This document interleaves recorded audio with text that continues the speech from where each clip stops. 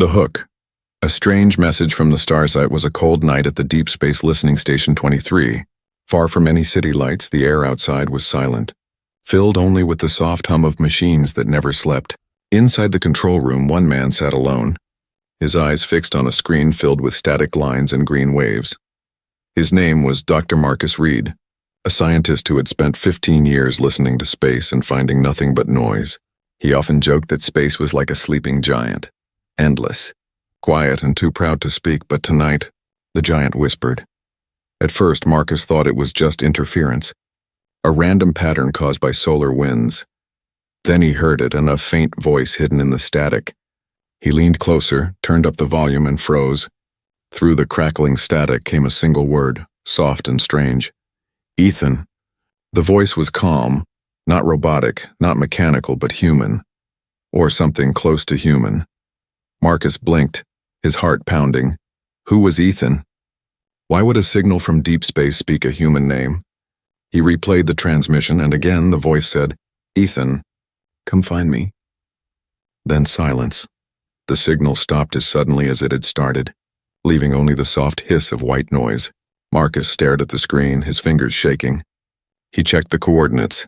The source was coming from the outer edge of the solar system, far beyond the orbit of Pluto. No probe, no satellite. No human craft had ever gone that far and sent back a message. Someone, or something, was calling from the dark. Marcus immediately contacted Mission Control within minutes. A team of senior scientists and communication experts joined the live feed. They all listened carefully as the signal repeated every 10 minutes. Each time it grew slightly stronger, and each time, the voice said the same name, Ethan. The analysts confirmed there was no error. No echo, no earthly interference, the message was real. But when they searched the database for anyone named Ethan linked to the station, they found no match. There was no Ethan on staff. No Ethan on any project list. It was a mystery. News spread through the research facility. People gathered in the control room, whispering, taking notes, recording everything. The director, a strict woman named Dr. Elena Voss, demanded answers. Where is this coming from? Who is this Ethan? She asked. But no one could answer. The coordinates showed a fixed position, a point in the Kuiper belt where nothing should exist. And yet the signal came from there, perfectly timed. As if waiting to be heard, hours passed. The scientists tried decoding the background pattern hidden behind the voice. They found faint images inside the wave data, strange geometric shapes, spirals, and a symbol that looked like an eye. It wasn't random. Someone had buried information inside the sound. Dr. Voss ordered Marcus to keep the discovery secret until they understood it. But secrets have a way of slipping through cracks by morning. One name spread through online forums and classified channels. Ethan Cole, a young engineer who worked at a nearby observatory. No one knew how his name leaked, but within hours, everyone wanted to know why an alien voice was calling for him. Meanwhile, Ethan had no idea what was happening. He was asleep in his small apartment, dreaming of the stars he often watched through his telescope. At dawn, his phone buzzed with messages from friends. Dude, you're trending, and some space signal said your name. He laughed at first, thinking it was a prank. But when he turned on the news, he saw the headline, NASA detects alien transmission, human name Ethan heard in signal. The voice clip played on loop and soft haunting, calling his name again and again. He felt a strange pull in his chest, like the sound was alive inside him. That night, as the sun disappeared behind the mountains, Ethan went to his telescope. He pointed it toward the coordinates mentioned in the broadcast. He didn't expect to see anything, maybe a faint star or a piece of rock. But then his screen flickered for a moment. He thought he saw a face, a girl's face. Pale, glowing, eyes like blue light, and then the signal came again through his small receiver. Ethan, help me before they find me. His heart raced. Who was she? And who were they? Across the planet, scientists continued to analyze the signal. Governments debated whether to respond, and secret agencies began tracing the data path, fearing it might be a threat. But for Ethan, it was personal. He didn't know how, but he felt that the message was meant only for him. He whispered into the night, I hear you, but where are you? As if the stars themselves answered, the voice returned clearer this time. Follow the light, Ethan. Find me before it's too late. The static faded, leaving only silence. But in that silence, the world had changed forever. The stars were no longer quiet. Someone out there had spoken, and they knew his name. The discovery, the night after the strange signal, the world felt different. Every news channel, radio station, and social feed spoke about the voice from space. People called it the whisper from the stars. But for Ethan Cole, it wasn't just news, it was personal. He couldn't forget the sound of that voice, soft and almost human, calling his name again and again. He didn't know who she was, but deep inside he felt she knew him. Ethan was an engineer at the Mountain Sky Observatory, a quiet research center far from the city. He loved the stars, the silence, and the long nights filled with blinking lights and data streams. But tonight, his hands trembled as he adjusted the telescope's alignment. He wasn't searching for planets or comets. He was searching for her, the alien girl whose voice crossed the dark ocean of space just to find him. The observatory was empty except for a few dim lights and the steady hum of computers. Ethan connected his laptop to the main receiver and opened a new frequency window. He typed the same coordinates mentioned in the official report, the same ones that came with the mysterious transmission. For a few moments, nothing happened, only silence and the soft buzz of static. Then his screen flickered again. A new signal appeared, faint but clear. He ran a decryption program to translate the binary patterns into visual form. At first, it showed nothing but static dots. Then, slowly, an image formed. It was her face again, the same girl from the night before, her eyes shining like starlight trapped in water. She looked scared, glancing behind her as if someone was chasing her, and then she spoke. "Ethan, they know you heard me. You must not tell anyone." Her voice trembled, soft but urgent. Ethan's breath caught. He wanted to ask questions, but she continued. "They are watching your planet now, please trust me. Come to the place of the old stars." And then the image vanished. Ethan sat frozen. The data logs confirmed it wasn't a hallucination. A real signal had arrived from the same location beyond the Kuiper Belt. He replayed the footage, the same expression, the same warning, the same fear. He copied everything onto a private drive. He knew if he sent it to his superiors, the file would vanish like all secrets do, and deep down something told him not to trust anyone. The next morning, strange things began to happen. 2 men in dark suits visited the observatory, asking about unusual transmissions. They said they were from the Space Security Division, but their IDs looked too new, too clean. Ethan played innocent, saying he'd only heard what was on the news. They scanned the room, looked at his computer, and left without a word. After they were gone, Ethan checked his laptop. The file with the alien message was missing, erased completely.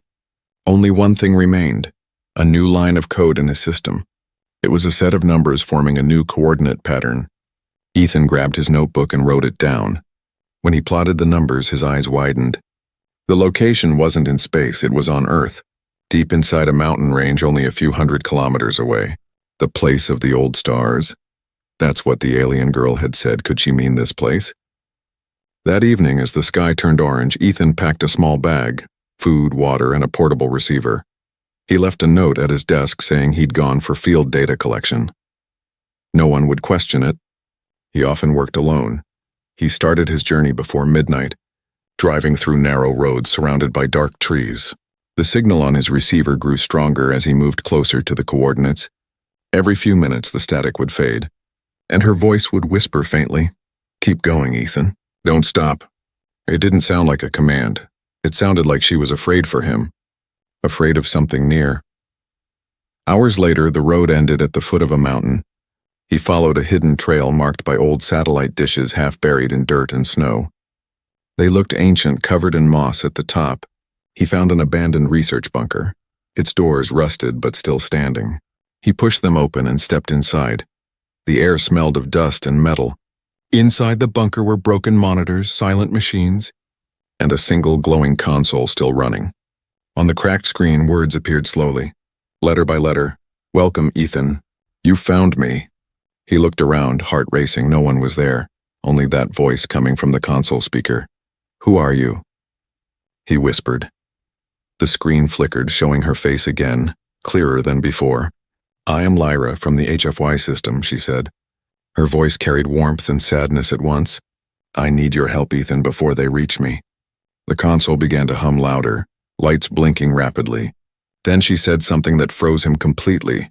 They know who you are, and what you really are. Before Ethan could ask anything, the screen went black. The hum stopped and silence filled the bunker. He stood there shaking, surrounded by machines older than his lifetime. Somewhere outside, thunder rolled through the mountains. The wind howled through the cracks, whispering her last words again and again. What you really are. Ethan didn't know what it meant, but one thing was clear. This was only the beginning, and the secrets of the HFY alien girl were far from over. The encounter. The night air inside the mountain bunker felt heavy and still. Ethan stood in the darkness, staring at the silent console. The screen that had shown Lyra's face was now black. The only sound was the soft echo of the wind howling through the cracks of the metal doors. His heartbeat pounded in his chest, loud enough that he could hear it echo back from the cold walls. He whispered her name, Lyra, hoping she would answer. But there was only silence. Then, without warning, the old machines around him flickered to life. Lights flashed, one after another, as if something unseen was waking them up. A humming filled the bunker, low at first, then deep and rhythmic. It felt alive. Ethan stepped back, afraid the whole place might explode. But then, from the middle of the room, a bright sphere of blue light began to form. It hovered in the air, spinning slowly like liquid light. The light expanded until it filled half the room. Then, from within the glow, a shape appeared. Human-like, but not human. It was her, Lyra, the alien girl from the signal. She stood before him, her body made of light and soft blue mist. Her eyes glowed with gentle energy, and her voice was clear. "Don't be afraid, Ethan, I'm real now," she said. Her words felt calm, but they carried a strange weight. Ethan took a step closer, unable to speak. He wanted to believe it was a hologram, but he could feel warmth from her presence, like standing near sunlight on a cold morning. Are you really here?" he asked softly. Lyra nodded, her glowing hair moving like silver smoke. "My body cannot survive on your planet," she said. "This is a projection, a bridge between our worlds." Ethan looked around, amazed. The machines that had been dead for years were now glowing with energy, feeding her image. "How did you find me?" he asked. Her eyes softened. "You were chosen. Long ago. You carry what they fear." Before he could ask what she meant, the ground trembled. The lights flickered and a loud sound came from outside. Like thunder but sharper, Lyra's expression changed instantly. "They found me," she said in a trembling voice. "Who?" Ethan asked. His voice shaking, Lyra looked toward the door, her body flickering slightly. "My people," she whispered. "The HFY Council, they know I've made contact." Ethan felt a chill run down his spine. He rushed to the door and peered outside. In the dark valley below, small blue lights moved across the ground. Not cars, not drones, something else. They were searching, scanning, getting closer. Lyra turned to him, her voice quick and urgent. "I don't have much time," she said. "They will erase this place and you must not let them take you." Ethan looked confused. "Take me? Why me?" She stepped closer, her light wrapping around him like a soft glow. "Because you're part of what they made," she said. "Your DNA carries something ancient, a code written by the HFY." Ethan couldn't breathe. He wanted to deny it, but something inside him, deep in his mind, felt like it already knew. "What code? What are you saying?" he asked. Lyra hesitated as if fighting with herself. "It's better if you see," she said. She reached out her glowing hand and touched his forehead. In an instant, Ethan's vision exploded with light. He saw stars, galaxies, planets forming and breaking. He saw beings of light shaping worlds and guiding early humans. He saw the HFY, tall, elegant, powerful, walking among humans as teachers. They gave knowledge, language, and memory. But then something changed. The HFY grew afraid. They saw humans learning too fast, evolving too quickly. And they left, leaving behind a hidden mark, a spark in human DNA. That spark was what made humanity unpredictable, creative, and dangerous. The vision ended as suddenly as it began. Ethan fell to his knees, gasping for air. Lyra's light flickered weakly now. "You see why they fear you," she said softly. "If you awaken what's inside you, they cannot control Earth anymore." Outside, the strange lights drew closer, their beams cutting through the trees. Lyra looked toward them with sorrow. "They are almost here," she whispered. Ethan stood up, his fear replaced with determination. "What do I do?" he asked. She looked at him with eyes full of light. "Run," she said, "and remember the code. It's inside you. It's the key." The ground shook again, and a blinding flash filled the bunker. Ethan covered his eyes. When he opened them, Lyra was gone. Only a single glowing mark remained on his hand, a small symbol that looked like the same eye from the signal. Outside, the sky roared with thunder and engines. Ethan ran into the forest, clutching his hand, his heart pounding. Behind him, the bunker exploded in a flash of blue light. The HFY had arrived, but the secret, and the human who carried it, had already escaped. The truth about the HFY species. The forest was silent after the blast. Smoke drifted through the tall trees, glowing blue where pieces of metal burned on the ground. Ethan stumbled down a rocky path, his clothes torn, his lungs burning from the heat. Behind him, the mountain bunker was gone, wiped out in a single burst of light that reached the clouds, but Lyra's last words kept echoing in his mind. "The code is inside you." He stopped under an old tree, trying to catch his breath. In his hand, the glowing mark still pulsed softly. A tiny symbol shaped like an eye surrounded by rings. It wasn't hot or painful, but it felt alive. When he touched it, faint images flashed behind his eyes. Stars, cities made of crystal, and beings of light standing before human shapes. He realized these were memories, not his, but someone's, maybe Lyra's, maybe something older. He whispered to himself, "What did they do to us?" The air shimmered again, and a small beam of blue light appeared beside him. It formed into a smaller version of Lyra, a projection weak and flickering. Her face looked tired, but she smiled faintly. "You made it out," she said, her voice soft like wind through glass. Ethan stepped closer. "Lyra, what's happening to me? What is this mark?" Lyra looked at him with gentle eyes. "That mark is proof of who you are, Ethan. It means you carry the HFY code." He frowned, confused. "You said that before, but what does it mean? Who are the HFY really?" Her form flickered as she answered. "The HFY are older than your son," she said. "We are what your ancestors once called the first builders, the shapers, the watchers." She raised her hand, and the air filled with glowing shapes, images of tall figures walking among early humans. "They taught your kind how to build, how to dream, how to see beyond survival," she said. "But when humans began to change, to think faster, to question everything, the council grew afraid." "Afraid of us?"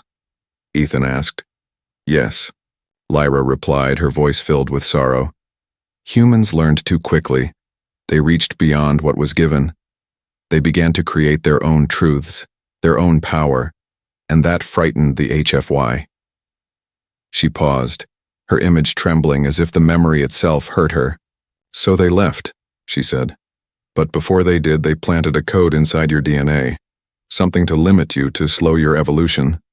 Ethan's eyes widened. "They tried to control us." Lyra nodded slowly. "But not all of us agreed."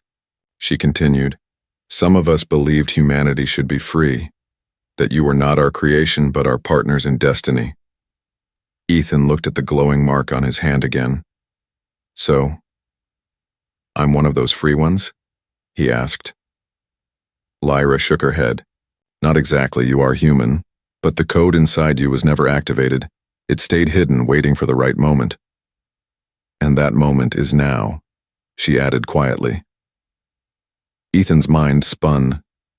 He remembered all the strange dreams he'd had since childhood. Stars calling his name, visions of light, voices in languages he never knew. Had those been part of this code?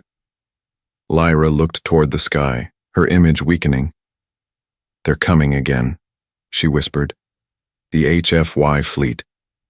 They don't want this truth to reach your people." "Cursed, why not?" Ethan asked. "Because if humans learn what they truly are, the balance will break," she said. "You are not just another race, Ethan. You are the continuation of us. Improved, stronger, more adaptable." Ethan stared in disbelief. "You mean humans are part HFY?" Lyra nodded. "Half of your DNA carries our imprint, but it's mixed with something unique. Something we never understood. Creativity, chaos, emotion." She smiled softly. "That is what makes you dangerous to them, and precious to me." Suddenly her image flickered violently. A sharp noise echoed through the forest like static tearing the air. Lyra winced. "They're trying to block my signal," she said. "I don't have long." Ethan reached toward her. "What do I do? How can I stop them?" She looked at him, her eyes glowing brighter than before. "You must find the archive," she said. "It's hidden in the oldest human city, a place we once called the Temple of Echoes." Ethan asked, "Where is it?" Lyra smiled weakly. "It's where your first story began. Look to the deserts of origin." Before he could speak, her projection shattered into a burst of blue dust that drifted away like fireflies. The mark on his hand pulsed once more, brighter than ever. Then everything went quiet. Ethan stood alone under the silver moonlight, surrounded by the ruins of forgotten machines. He looked up at the sky, stars scattered like endless eyes watching him. He finally understood what Lyra meant. Humanity wasn't small, humanity was unfinished. He clenched his fist, feeling the mark pulse again. "They think they can control us," he whispered. "But we're more than they know." Above him, far beyond the clouds, the HFY fleet glimmered like faint blue dots, growing larger by the second. The truth was no longer hidden, and the war for what it meant to be human had just begun. The chase. The wind screamed through the trees as Ethan ran. Branches tore at his clothes, mud splashed up his legs, and the glowing mark on his hand pulsed like a living heartbeat. Behind him the sky burned blue, not from lightning, but from the engines of ships descending through the clouds. They weren't human ships.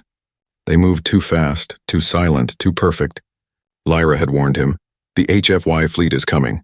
And now they were here. Ethan reached the edge of the forest and looked down at the valley. A silver beam swept across the land like a searchlight, cutting through fog and trees where the beam touched.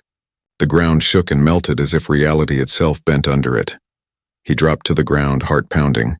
Drones with smooth metallic bodies hovered above the treetops, scanning everything with thin red lights. He could hear their hum, deep, steady, and terrifyingly calm. It was the sound of precision and purpose. The sound of a hunter that never missed. He crawled behind a fallen tree. Breathing quietly for a moment, everything went still. Then his receiver, the small device he carried, crackled. Lyra's voice came faintly through static. "Ethan, they've locked onto your signal. You must move west into the caves." Her voice was weak, fading in and out. Ethan whispered, "Lyra, are you still alive?" A pause, then her soft answer, "I am, for now. But they are tracking my energy source too. Hurry!" He ran again, clutching the receiver tight. The forest floor glowed faintly blue where the searchlight had touched it. It wasn't just light. It was radiation, alien and cold. As he sprinted, he could see more drones arriving, scanning the trees like metal insects with eyes of fire. Every few seconds, one fired a thin beam into the ground. Leaving behind smoking circles, Ethan ducked and rolled behind a boulder as one passed overhead. He held his breath until it moved away. The mark on his hand glowed brighter, almost guiding him when he turned west. The pulsing slowed, as if confirming the right direction. After nearly an hour of running, he reached the entrance of a deep cave hidden behind a waterfall. The sound of rushing water masked the hum of the drones above. He climbed behind the curtain of water, his body soaked but safe in the dark inside. The air was cold and heavy with mist. The walls shimmered faintly as his glowing mark lit the path. He moved deeper until the light from outside vanished. Only his hand's strange blue glow remained. Finally, he stopped to rest, leaning against a rock. His breathing echoed softly through the cavern. He looked at his hand again, whispering, "What are you trying to tell me?" Suddenly, the mark projected a thin beam of light onto the wall. The beam formed strange shapes, symbols that looked like both numbers and stars. They rearranged themselves into a map. At its center was a glowing point labeled Temple of Echoes. Lyra's last message came back to him. "It's hidden in the oldest city. Look to the deserts of origin." Ethan realized this was his next destination. But before he could study it further, the ground trembled. He heard a sharp, mechanical sound echoing from the cave's entrance. The drones had found him. He grabbed his backpack and ran deeper. The walls narrowed until he had to squeeze through tight stone passages. Behind him, beams of red light flashed, melting the rock. The heat burned the air as chunks of stone exploded near his face. He stumbled, fell, and crawled, his palms bleeding, but he kept moving. The tunnel opened into a wide chamber filled with glowing crystals that pulsed with the same blue energy as his hand. It was like standing inside the heart of a star. The crystals began to hum. And suddenly Lyra's voice echoed all around him. "Ethan, this place remembers me," she said softly. Her image appeared faintly in the crystal reflections. This was once an HFY outpost long before humans walked this world. Ethan looked around in awe. "So this is part of your world?" he asked. Lyra nodded, her form flickering. "It's connected to the archives, the path you must follow," she said. "But they're too close now, I can't protect you here." The sound of metal claws scraping rock filled the air. Drones were forcing their way in. Lyra raised her hand, and the crystals around her flared bright blue. A wave of energy swept through the chamber, blasting the tunnel with blinding light. The drones screamed in static as they were thrown back. Lyra turned to Ethan, her image unstable. "Go," she said. "Follow the light inside the crystal. It will guide you to the next gate." Ethan hesitated. "What about you?" She smiled, faint but brave. "I was never truly here," she whispered. "Only the memory of me." The light from the crystals focused into a single beam that pointed toward a smaller passage on the other side of the chamber. Without another word, Ethan ran toward it behind him. The cave shook as the drones regrouped. The crystals shattered, sending blue shards spinning through the air like stars breaking apart. He dove through the opening just as a final explosion filled the chamber. The world turned white for a moment, then silent when he opened his eyes again. He was lying on the ground outside the cave. The night sky burned with streaks of silver, the alien fleet still searching. He stood bruised and exhausted but alive. In his palm, the glowing mark pulsed again. Brighter than before, Lyra's last words echoed in his mind. "The chase has begun, Ethan, and the truth is still waiting for you." The hidden truth. The desert wind howled across the endless sands. Ethan walked beneath a sky full of silver stars, the same stars that had once whispered his name. Days had passed since the chase through the forest and the caves. Now he was following the light inside the crystal Lyra had shown him. It guided him like a compass, pulsing softly each time he stepped in the right direction. He didn't know where he was going, but he trusted it. It was all he had left of her. The world felt empty. No drones in the sky, no signals in the air, just silence and wind. He hadn't seen another human in days. Food was running low and his body ached. But whenever he thought of stopping, the memory of Lyra's voice gave him strength. "Find the Temple of Echoes," she had said. So he walked on, through sand and shadow, until one night, the horizon changed in the distance. Under the pale moonlight, he saw a shape rise from the dunes. At first, he thought it was a mountain. But as he got closer, he realized it was a structure. Massive, ancient, half-buried in sand. A circular building made of black stone, smooth as glass. Strange symbols glowed faintly on its walls, the same symbols that had appeared in his visions. The mark on his hand burned brighter than ever, he whispered. "The Temple of Echoes." As he stepped inside, the air turned cool and still. The walls shimmered with faint reflections, and his footsteps echoed like whispers. It felt like the building itself was alive. When he touched the wall, the symbols lit up and began to move. They rearranged into shapes, stars, galaxies, and strange patterns he couldn't read. But the mark on his hand pulsed again, and suddenly he understood. It wasn't a language of words, it was a language of memory. A beam of light shot from his hand into the center of the room. The ground opened, revealing a spiral staircase leading down into darkness. He hesitated for a moment, then started to descend. Each step echoed through the air. Like the temple was listening. At the bottom, he entered a massive chamber filled with crystal pillars. Inside each crystal were moving lights, scenes from the past. Frozen in glowing fragments, he saw visions of humans and HFY beings walking together. He saw Lyra standing beside tall, shining figures, teaching early humans to build and to dream. He saw the HFY Council debating, arguing about humanity's growth. Then he saw their decision, to leave Earth and erase their influence. But not all agreed. Among the dissenters was Lyra, who refused to abandon humanity. Ethan stepped closer, his eyes wide. She had been protecting humans since the beginning. Even before history began, as he watched, one crystal near him glowed brighter than the rest. When he touched it, the world around him shifted suddenly.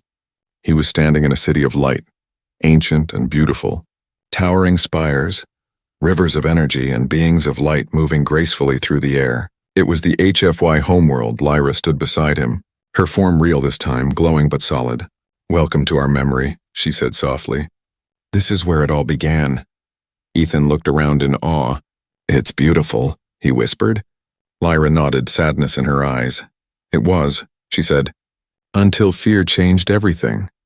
She led him to a vast hall filled with floating symbols and data streams. "This is the truth the Council hid," she explained. "They never told your kind that humans and HFY share the same beginning." Ethan turned to her. "The same beginning?" Lyra nodded slowly. "We were one people once, born from the same source, divided by choice, not by nature." She raised her hand and the scene changed again. Now he saw humans being created from light and matter, guided by HFY scientists. Each human had a spark placed inside their heart, a small pulse of blue energy.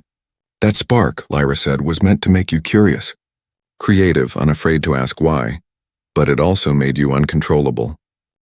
Ethan felt his throat tighten. "So they tried to erase us," he said quietly. Lyra's eyes filled with light. "They tried to slow you down, not destroy you," she said. "But evolution cannot be stopped. And now they fear what you might become." He looked at her, realization dawning. "That's why they came back," he said. Lyra nodded. "They plan to merge humanity with their new system. A perfect, controlled civilization," her voice broke. "But that would end everything that makes you human." Suddenly the vision shattered, the light dimmed, and the temple trembled. Lyra looked up, fear flashing in her eyes. "They found the archive," she said. "They're trying to destroy it." Ethan felt the mark on his hand burn hotter than fire. The crystal pillars cracked, filling the air with light. Lyra turned to him, urgent. "Ethan, listen. There is a final key hidden within you. In your mind," she said. "You must unlock it before they reach you, or everything will end." The chamber shook violently, pieces of crystal falling like glass rain. Lyra's image began to fade again. "Go, Ethan," she said softly, her voice fading. "Remember who you are, and remember us." The ground split open beneath his feet, and a wave of light swallowed him whole. When he opened his eyes again, he was outside the temple, lying in the sand. The structure behind him was gone, buried again by the desert as if it had never existed. Above him, the night sky burned with the light of descending ships. He clenched his fist, feeling the mark still glowing. He finally understood what the HFY feared most. It wasn't war, it was the truth. The final revelation. The desert was burning under the morning sun. Ethan lay on the sand, his body weak, his mind spinning with the weight of what he had seen. The Temple of Echoes was gone, swallowed by the earth, as if it had never been there. But the truth remained inside him. Alive and burning like fire, the HFY had created humanity. And now they feared what their creation had become. Above him, the sky shimmered with silver light. The HFY ships had arrived, vast and silent, like floating cities made of glass and light. They moved across the horizon in perfect formation, their reflections painting the desert in shades of blue and white. Ethan could feel their energy vibrating in the air. A low hum that touched his bones. He knew they were here for him. Lyra's last words echoed in his mind. "You must unlock it before they reach you." He struggled to stand, his hand still glowing with the mark of the HFY. The symbol now pulsed faster, brighter, like a beating heart. He pressed his palm to his chest and a wave of warmth spread through his body. The air around him began to shimmer, and he saw faint outlines of symbols floating around him. For the first time, he understood what they meant. It wasn't just a mark, it was a key.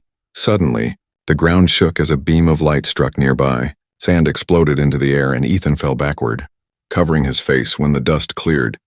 He saw them, tall silver beings walking toward him. They had no faces, only smooth, glowing helmets that reflected the sun. Each step they took left a faint ripple of blue light in the sand. One of them raised a hand, and a voice filled the air, calm and cold. "Human subject Ethan Cole, you have interfered with HFY operations." Another voice followed, deeper. "You carry restricted genetic code and surrender immediately." Ethan stood, his fear swallowed by something stronger. Understanding. He shouted back, "You made us!" "But you can't own us." The beings paused, their heads tilting slightly as if confused. Ethan raised his glowing hand. "This mark," he said. "You left it in us to control us, but now it's awake." The light from his hand burst outward in a wave that rippled across the desert. The HFY soldiers stepped back as their armor flickered. The voice grew distorted. "What have you done?" Ethan's mind filled with flashes. Memories not just from Lyra, but from all the humans who had ever dreamed. Every invention, every act of love, every sacrifice, every rebellion. It all connected inside him like stars forming a constellation. He realized what Lyra meant. The key was never in the temple. It was the human spirit itself, the code of creation that could not be erased. Above him, the ships began to shift, beams of light scanning the surface. The sky turned silver, and a massive holographic face appeared, an elder HFY. Tall and proud, its voice echoed across the land. "Humanity was a mistake," it said. "You were designed to build, not to think beyond your design." Ethan clenched his fists, his voice steady. "Then your mistake made us free." The air shimmered again and Lyra's voice returned, faint but clear. "Ethan, they are linked to the network. If you send the truth through the satellites, the whole world will know." Ethan looked around and saw pieces of fallen HFY technology scattered in the sand. Broken drones, glowing with blue energy.